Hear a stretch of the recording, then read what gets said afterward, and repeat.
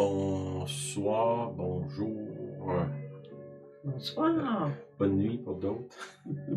Euh, ouais, on a un petit problème en direct, là, c'est qu'on va enregistrer, ça devrait fonctionner.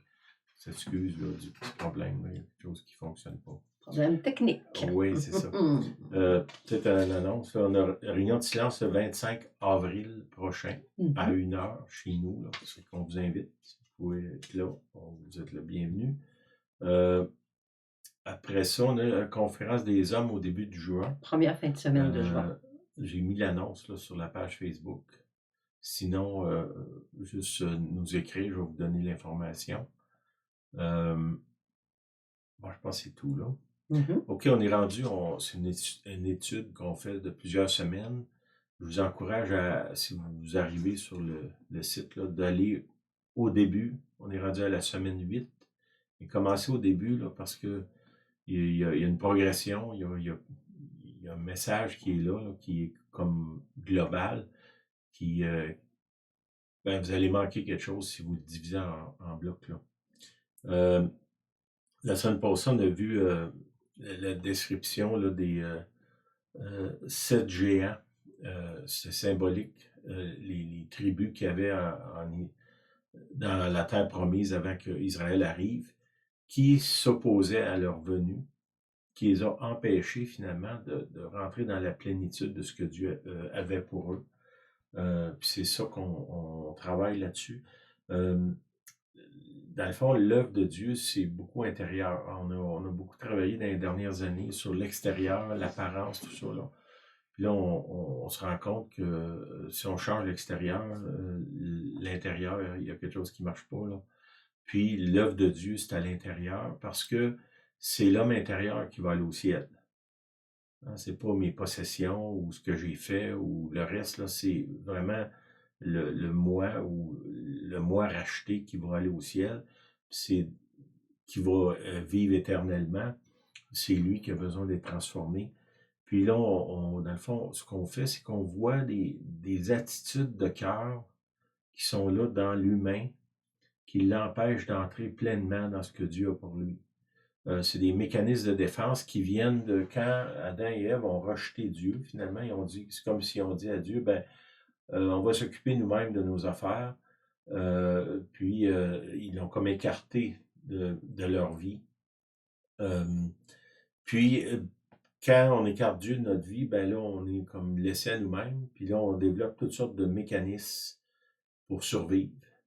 Des mécanismes de survie, c'est ça. Puis ce que ça produit, c'est que là, on devient presque un prédateur. Ou en tout cas, si on n'est pas prédateur, on est sur la défensive avec armé jusqu'aux dents ou enfermé dans une tour pour pas perdre le contrôle finalement de notre vie. Puis dans le fond, le plan de Dieu au départ, c'était, fais-moi confiance, je vais m'occuper de toi. Puis nous, on a dit, non, je vais m'occuper de moi-même. Adam et Ève ont fait ça, mais nous, on continue dans la même lignée. Là. C'est classique dans l'Église. Là. Si on marcherait vraiment dans l'esprit, on ne serait pas autant séparés, divisés, en guerre les uns contre les autres. Là. Et il y en a 7. On commence le premier cette semaine. Comme je vous dis, c'est une suite. Il y a 7 études avant, là, 7 semaines qu'on a comme préparé le chemin pour arriver là. Fait que si vous arrivez là comme ça, peut-être que vous allez dire de quoi qu'il parle. Faut vous reculer en arrière pour suivre l'étude. OK. Les choses qui nous empêchent d'entrer pleinement dans ce que Dieu a, le premier, c'est bien paraître. Là. C'est, dans le fond, c'est de se construire une image, de protéger une image de nous-mêmes qui, la plupart du temps, n'est pas la réalité. Parce que ce qu'il y a en arrière de ça, c'est la peur d'être rejeté. Puis de dire, si tu saurais vraiment qui je suis, ça se peut pas que tu m'aimerais ou que tu m'accepterais. C'est que là, il faut que je bâtisse une image de moi-même, que je fasse croire aux autres que je suis une personne qui est pas vraiment moi-même, là, parce que j'ai la peur d'être rejeté. Et ça, c'est le premier, bien paraître, là. Matthieu 6,1, ça dit « Gardez-vous de pratiquer votre justice devant les hommes. » Hein, ça, c'est comme une fausse justice. C'est de l'apparence, c'est du théâtre, c'est de la tromperie, là, pour en être vu. Okay? C'est beaucoup le bien paraître, c'est vivre dans le regard des autres. Qu'est-ce que les autres vont dire? Qu'est-ce que je vais avoir l'air? Qu'est-ce qui se passe s'ils ils découvrent la vérité? Hein? Autrement, ça continue le verset, autrement, vous n'aurez point de récompense auprès de votre Père qui est dans les cieux. Bon, vous voyez à quel point c'est important de ne pas vivre dans une mascarade, une image, parce que ça va nous priver des récompenses que Dieu a pour nous. Pourquoi? Parce que en ayant cette attitude-là, comme je vous ai dit au début, j'écarte Dieu de ma vie. Et même si vous dites, ben moi je prie, mais souvent nos prières sont dirigées sur nous-mêmes. Elles ne sont pas dirigées sur la volonté de Dieu, c'est vraiment axé sur moi. Puis beaucoup de nos prières, ça a rapport à qu'est-ce que les autres vont dire, qu'est-ce que j'ai l'air, puis essayer de m'élever dans une supposément échelle sociale. Là. OK, je vais vous lire le texte. Là. Ce géant bien paraître nous amène à vivre selon les apparences. Ça, c'est bien important. Qu'est-ce que j'ai l'air? Est-ce que j'ai une tache sur ma chemise? Est-ce que j'ai une salade dans mes dents? Plutôt que de vivre dans la réalité. Okay? Ça ne veut pas dire qu'on doit être négligent, mais si je suis comment je dirais, en alerte, aussitôt que je me présente devant les autres, parce que j'ai peur de mal paraître ou ben, ce que ça fait, c'est que je ne peux pas jouir de la présence des autres, là, parce que dans cette pensée-là, les autres sont une menace. Donc, je vis toujours sur la défensive. Hein, c'est ça, les gens qui vivent dans l'apparence, c'est ça. Plutôt que de vivre dans la réalité, c'est une façon maladive. Il est de façon maladive concerné par l'apparence extérieure. C'est toujours, ben, qu'est-ce que je vais avoir l'air, qu'est-ce que je projette, qu'est-ce que les autres pensent. Puis ça devient une obsession, ça devient maladif même. Il veut créer une réputation qui n'est pas établie dans la vérité. Okay? La plupart du temps, c'est basé sur quelque chose qu'on projette sur les autres, qui est un écran, qui n'est pas la réalité. Puis quand je vous dis, ça ne veut pas dire d'être négligent ou d'être rude avec les autres, puis dire, ben moi je suis comme ça, puis tu as juste à m'endurer comme ça. C'est pas de ça qu'on parle. Là. On parle ici de vivre un personnage, comme si j'étais un acteur. Hein? Puis je vous l'ai dit l'autre semaine, dans le grec ancien, le mot acteur, c'est le même mot que hypocrite. Okay, on se fait passer pour un autre. On voit ça, on regarde des films, il y a des très bons acteurs, mais dans le fond, le personnage, c'est pas la personne. Mais si je regarde un film, je suis conscient de ça, mais est-ce que moi, ma vie, je suis un acteur? Ben là, c'est là-dessus qu'on essaye de régler. Là. Une recherche peu appropriée et même illégale pour l'originalité. Il y a des gens, là, on dirait qu'ils s'habillent comme s'il y avait un costume. L'apparence, des fois, ça devenait un peu bizarre même. Là. Des habits uniques, un langage spécial. On a remarqué que des fois, des gens qui sont, mettons, dirigeants, quand ils sont en avant, qui parlent au micro, ils ne parlent pas le même langage que quand ils parlent normalement. Le ton de la voix. Le ton de la voix change. Bon, ça fait bizarre un peu, là, mais des décorations, avoir un automobile, je vais passer une petite vidéo que j'avais vue. Le monsieur, il achète un auto à sa fille, genre comme cadeau de cégep ou d'université. Puis là, la fille a fait une crise parce que l'auto, c'est pas qu'est-ce que je vais avoir l'air devant mes amis avec cette auto-là. Le monsieur avait acheté une auto selon ses moyens, mais la fille était plus concernée de ce qu'elle avait l'air que de se réjouir que son père avait acheté une auto. Puis un auto, c'est un volant avec 4 roues. Bon, c'est un peu une parodie, mais souvent, c'est un peu ça, là. Puis des fois, on a du style. L'apparence, c'est vraiment important. Il sera prêt à déployer d'énormes efforts pour conserver son image, même si ça le pousse à vivre en dehors de la réalité. Des fois, cette obsession-là de l'image peut nous amener à s'endetter, à se mettre dans les problèmes, dans certains cas à voler pour conserver l'image. L'exemple de l'auto, si j'ai les moyens d'avoir une auto très ordinaire, ben je vis selon mes moyens, c'est tout. Puis est-ce que quelqu'un va me rejeter parce que je me promène pas avec un auto de luxe? Je pense pas, là. Mm. Souvent, c'est nous là, qui se met... on vit pas dans la réalité, là. Cette plaie frappe particulièrement notre génération. On regarde là, beaucoup. Ben, moi, je sais quand j'ai grandi, à un certain moment, là, ce qu'on avait l'air, c'était tellement important. Puis étrangement, bon, on était à l'église, la première église qu'on allait, si j'étais un homme, ça prenait une cravate.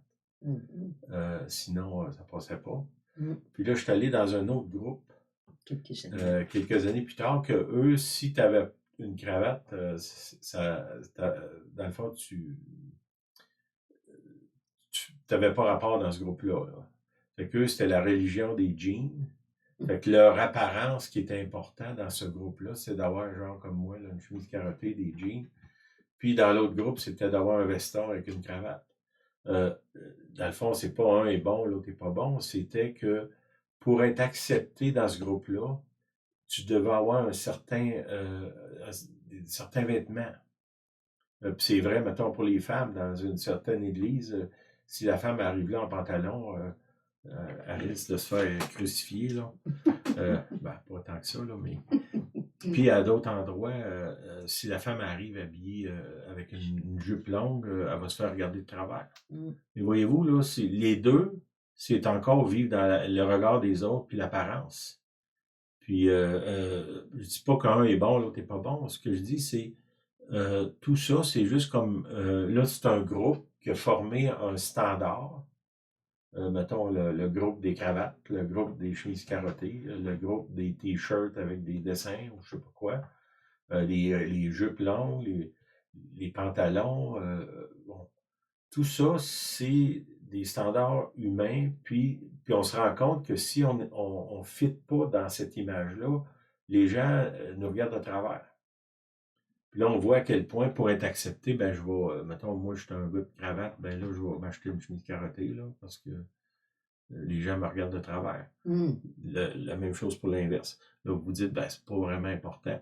Oui, parce que si j'arrive dans ce groupe-là, puis je m'habille pas selon le standard, il y a immédiatement des barrières qui se lèvent, soit de mon côté, en disant, ben, ils me diront pas quoi faire, ou de leur côté, dire, ben, lui, il nous respecte pas, puis, voyez-vous, là, juste ça, ça crée des barrières, puis ça peut être des maisons. Hein? Si je vis je sais pas, dans une maison humble, ordinaire, est-ce que je vais être gêné d'inviter des gens chez nous?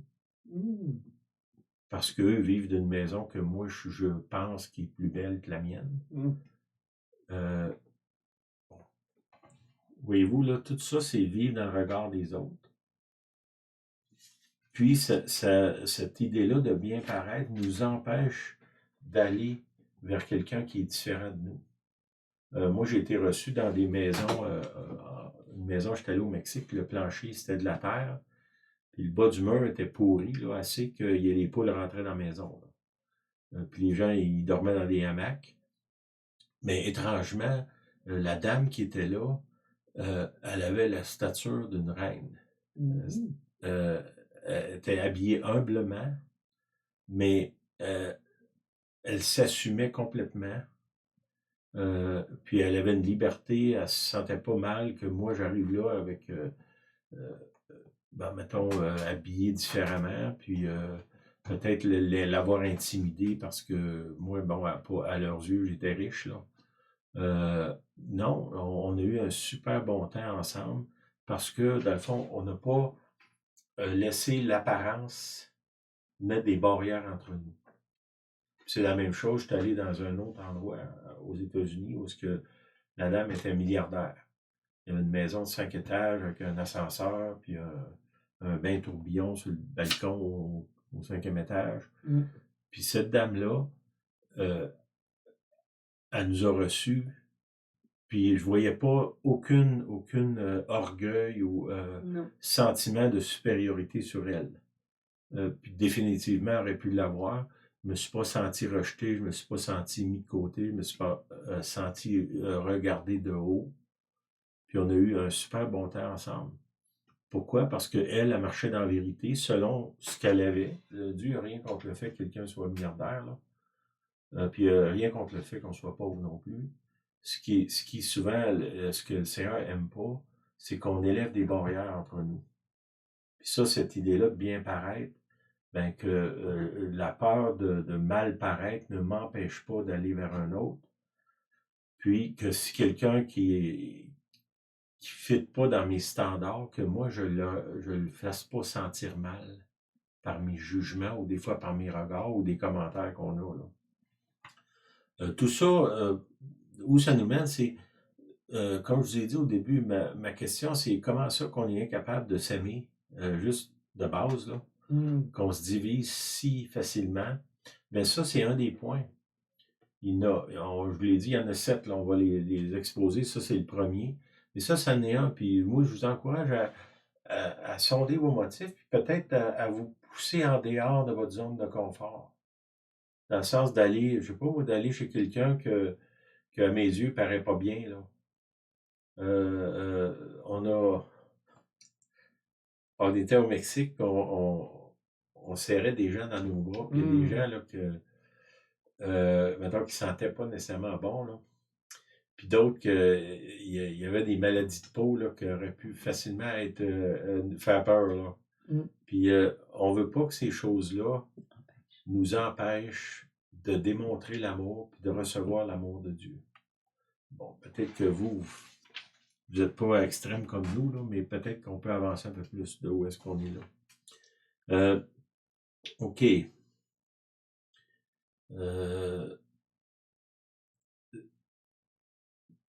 OK, là, je veux parler des dirigeants spirituels. Mettons, les pasteurs, les prêtres, les gens qui dirigent dans les églises, les anciens, les prophètes, les gens qui ont des ministères. On voit Saül dans 1 Samuel 15-30. OK? On sait que Saül il est roi. Puis là, ben, il y a un prophète qui dit, ben là, va à tel endroit, là, on va faire un sacrifice avant que tu ailles à la guerre. Puis là, le prophète n'arrive pas, puis il n'arrive pas, puis il n'arrive pas. Puis là, ça dit que devant lui, ses soldats se dispersent, puis ses ennemis s'assemblent. Là, il est sous pression, puis là, l'autre n'arrive pas. Puis là, lui, bon, il se sent obligé de faire quelque chose. Puis, dans le fond, il fait le sacrifice, mais selon la loi de l'Ancien Testament, lui, il n'a pas le droit de faire le sacrifice.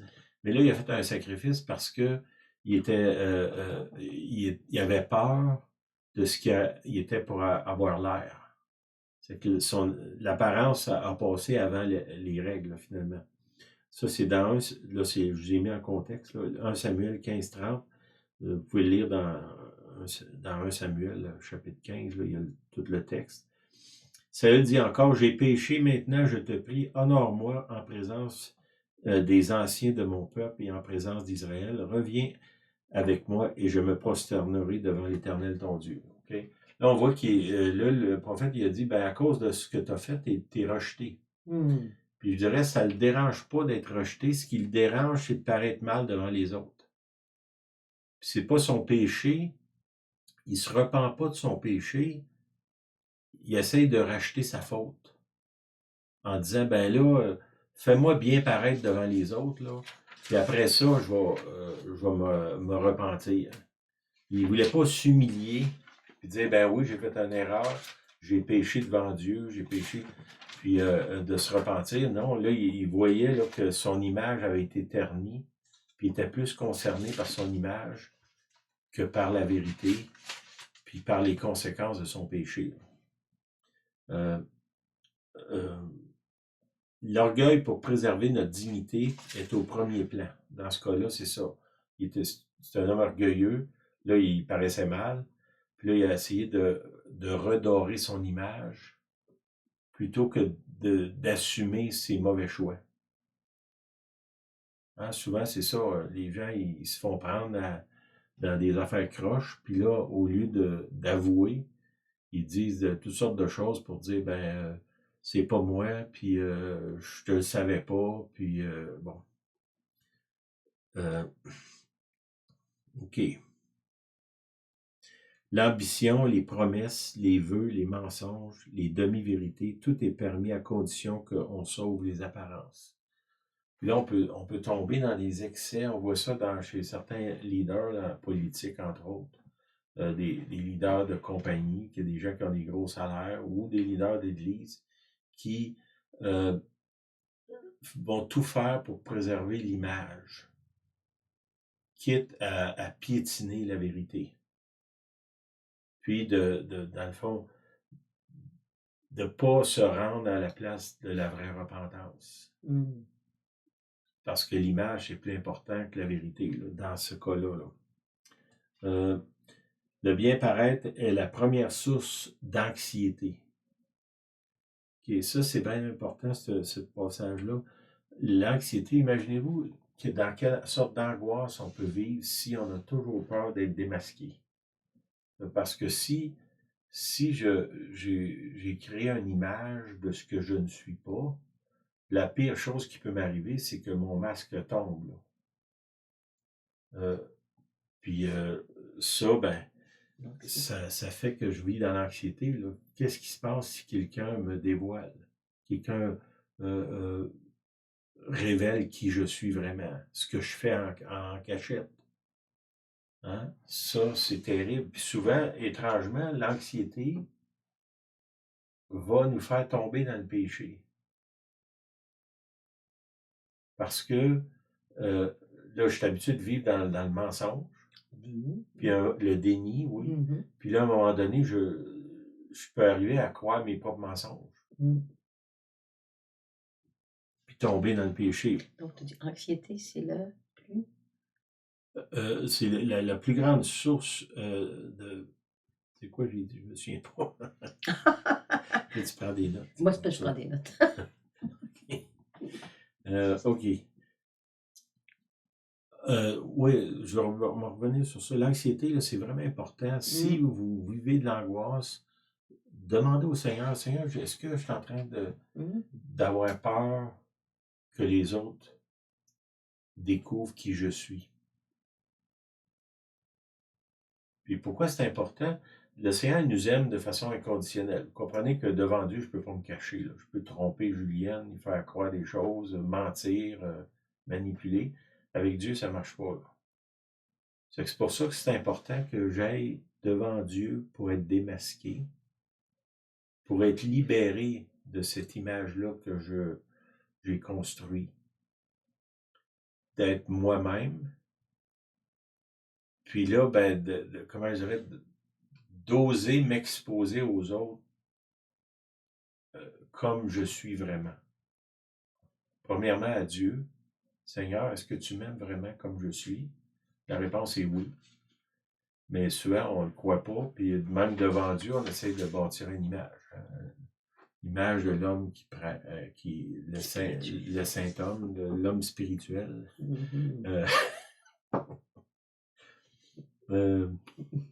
Plus que que j'avance dans ma recherche de Dieu, plus que je me rends compte que tout l'image qu'on a de sainteté, ça n'a rien à voir avec l'Évangile. Okay? Si je pourrais avoir une quelconque sainteté, ça va venir de Dieu, ça ne viendra pas de moi.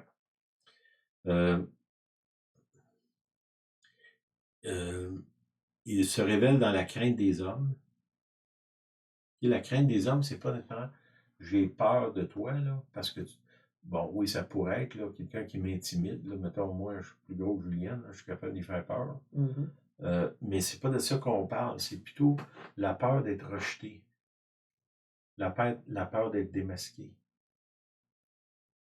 On vit dans un groupe, d'une société, mettons, au travail, à l'église, ma famille, mes voisins. Ben, personne ne veut être ostracisé par les autres.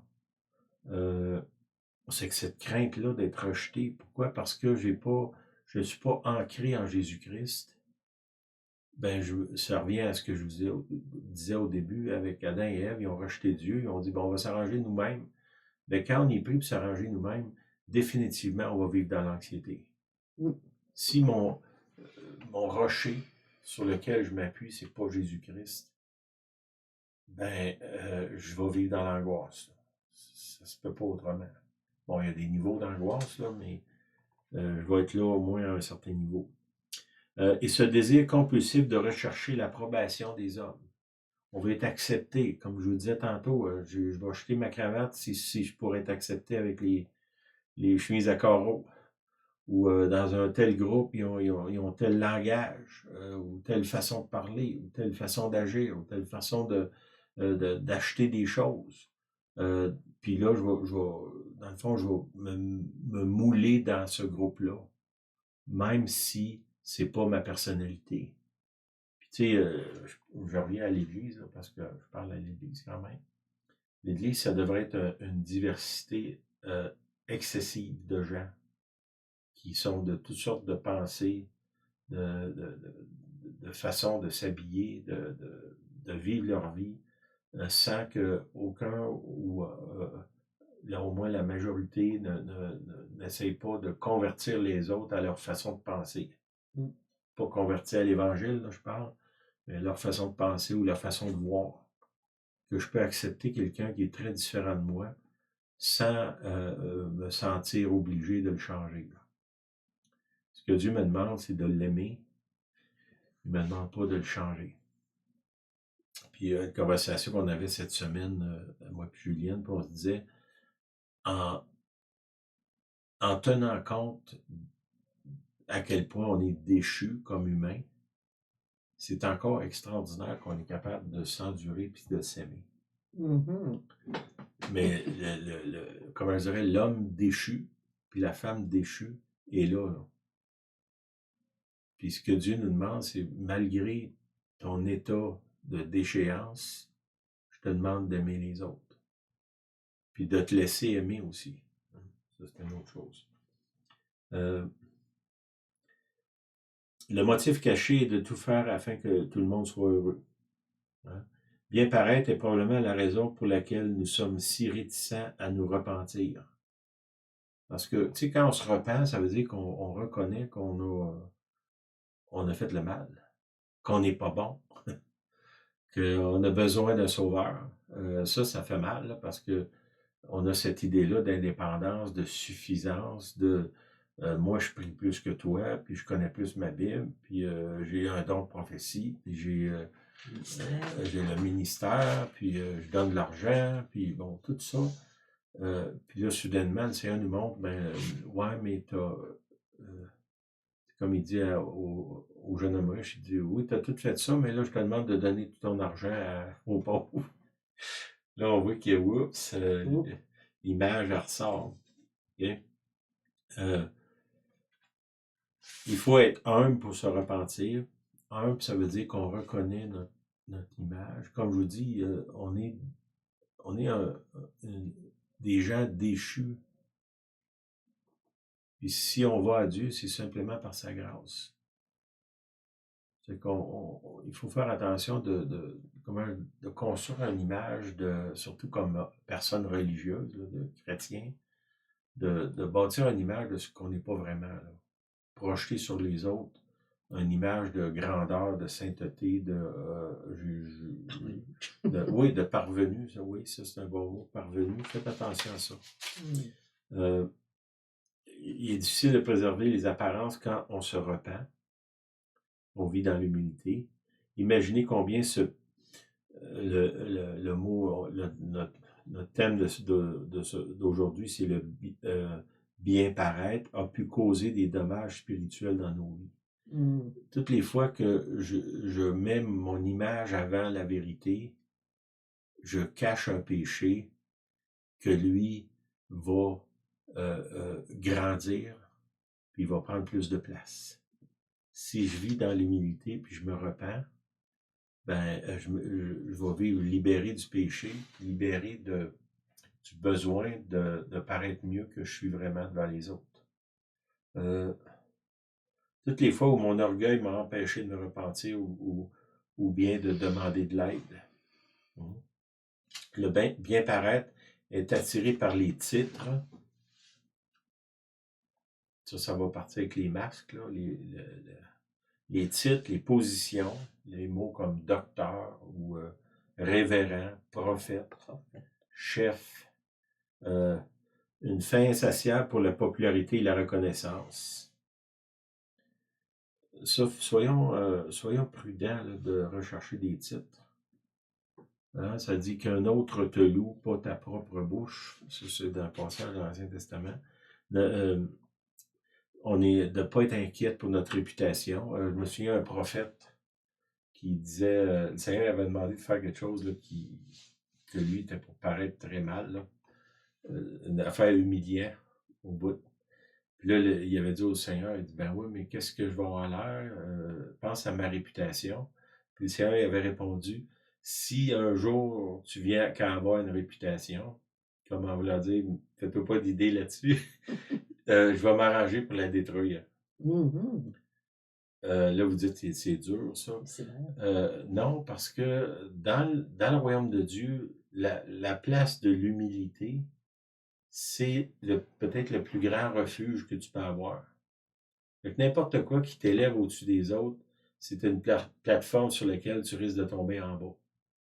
C'est que de vouloir préserver ma réputation, si tu marches vraiment avec Dieu, c'est presque impossible d'avoir une réputation, en tout cas une réputation de supérieur. Ça dit Dieu abaisse ceux qui s'élèvent. Hein? D'image aussi. Il est paralysé par l'idée d'aller à contre-courant. Qu'est-ce qui se passe si Dieu me demande d'aller dans une direction contraire de la masse? Nous autres, je peux dire, je pense qu'on a vécu ça à un moment donné. Le Seigneur nous a montré d'aller dans une direction qui n'était pas à la mode, en tout cas pas à cette époque-là. Ça n'avait pas eu un très bon effet sur notre réputation, premièrement. Après ça, sur l'opinion que les gens ont eue de nous autres, qui dans beaucoup de cas existe encore. Là. Mais bon, je pense que j'aime mieux suivre le Seigneur que de suivre de bien paraître ou d'avoir une belle réputation. Là. Avec lui, il m'a donné une vie extraordinaire, qui était souvent en dehors du bon sens humain, puis de ce que la foule autour de moi s'attendait ou demandait. Mais avec les années, on voit là, que ça valait la peine de le faire. OK, le Proverbe 29-25. La crainte des hommes tend un piège, mais celui qui se confie en l'Éternel est protégé. Ça va contre l'anxiété que je vous parlais tantôt. Là. Si je m'humilie, puis je prends mon identité en Jésus-Christ, j'ai pas besoin d'avoir un masque, de construire un personnage, parce que je suis en Jésus-Christ. Paul il dit, j'ai été crucifié avec Christ, et si je vis, ce n'est plus moi qui vis, c'est Christ qui vit en moi. Et dans le fond, c'est une déclaration de libération de l'image, puis de l'apparence, de bien paraître. Dans Galates 1:10, c'est Paul qui parle, il dit et maintenant, est-ce la faveur des hommes que je désire ou celle de Dieu? Là, il y a comme un choix entre les deux. Puis comme je vous dis, si je ne peux pas dire, ben moi je sers Dieu, puis je me sers de ça pour offenser tout le monde autour de moi. Là. Ça, à un moment donné, il y avait un groupe de gens qui étaient autour de moi qui disaient, ben on va offenser l'esprit de religion. Puis dans le fond, tu n'offenses pas l'esprit de religion, tu offenses les frères et tes sœurs, qui peut-être sont pris dans la religion, mais comme je vous dis, toi, tu es peut-être dans la religion des cravates, puis l'autre est dans la religion des chemises carottées. Tu t'offenses l'autre, là, parce que la façon qu'il est habillé, est-ce que tu es en train d'offenser ton frère, ta sœur? Ben peut-être que oui. Hein. Comme je vous dis, là, de marcher avec Dieu, puis de pas marcher, d'avoir la faveur de Dieu au lieu de celle des hommes, c'est pas une excuse pour offenser les autres. Faites attention à ça, là, de ne pas vous abrier derrière ça. Là. Est-ce que je cherche à plaire aux hommes? Si je plaisais encore aux hommes, je ne serais pas serviteur de Christ. Là, encore là, ça peut donner l'impression que c'est une bonne chose d'offenser les autres. C'est pas de ça qu'il parle. D'être à genoux devant les autres pour être reconnu, c'est une chose.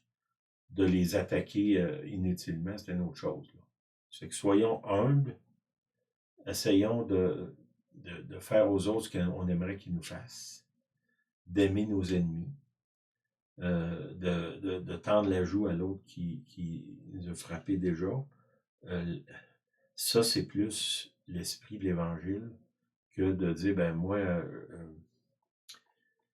cher Dieu, puis ça me dérange pas d'offenser tout le monde. Non, c'est pas de ça qu'il parle. OK, on va finir par la prière. Seigneur, sonde mon cœur, révèle-moi lorsque j'agis dans la crainte des hommes. On a toute une description que je vous ai faite. Là, je vous encourage peut-être comme je viens d'apprendre des notes, reviser ça. Mais Seigneur, moi, là, je suis en train tout le temps d'être accepté par les autres, de vouloir être accepté, que je suis prêt à mentir pour garder mon image, que je cherche les titres, cherche à être vu avec les gens que moi je considère importants, d'être on court après le micro en avant. Là. Puis oui, peut-être Dieu m'appelle avec au micro, là, mais si c'est moi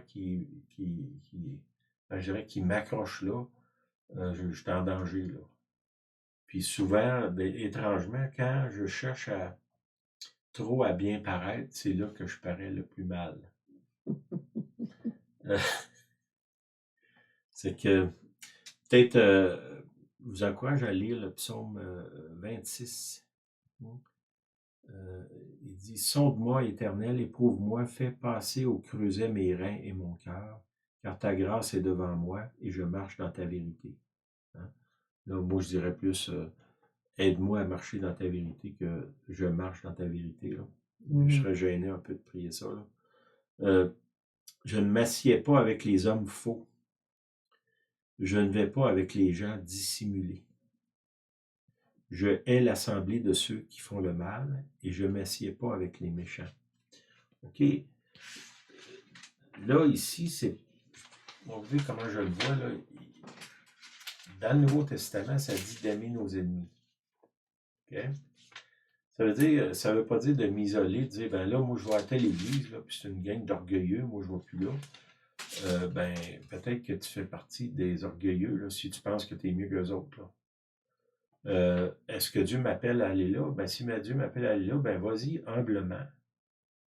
Puis montre le chemin de l'humilité aux autres. Voilà. Montre le chemin du service, le chemin de la vérité, dans le sens de dire, ben, moi, je sais pas, j'ai péché cette semaine, j'ai besoin d'aide. Au lieu de dire, ben, je leur dirai pas ça parce qu'ils vont me rejeter. Je vais faire semblant que tout va bien. De marcher dans la vérité, puis d'aimer les autres, de montrer l'humilité, d'être présent. Tu sais, le deuxième commandement, c'est aime ton prochain comme toi-même. Ben, si je m'isole tout le temps, aussitôt que je suis contrarié, ben, comment je fais pour avancer moi, puis comment j'aide les autres à avancer, là? Dieu nous appelle à nous aimer les uns les autres. Puis, une des choses qui nous empêche de nous aimer, c'est justement se vivre avec un masque, là. Vivre dans le mensonge. Puis, imaginez-vous si je suis dans un groupe où tout le monde est déguisé, là. Déguisé dans le sens... Une pièce de théâtre. Ben, c'est une pièce de théâtre. Il n'y a rien de vrai dans ça. Bon, est-ce que moi, sans tout casser les meubles, là, que je peux demander la grâce du Seigneur pour amener la vérité dans, mettons, c'est un groupe comme ça. Bon, je ne suis pas supérieur. La seule façon de briser ça, c'est d'y aller comme Jésus. Tu sais, Jésus, c'est Dieu, là. Si ça va mal, il peut appeler une légion d'anges pour l'aider. Il peut demander aux anges d'y amener à manger. Bon, puis il ne le fait pas. qu'est-ce qu'il fait? Il lave les pieds des disciples. Des disciples qui clairement ne le méritent pas, là. Il leur donne le pouvoir de, de, de faire des miracles.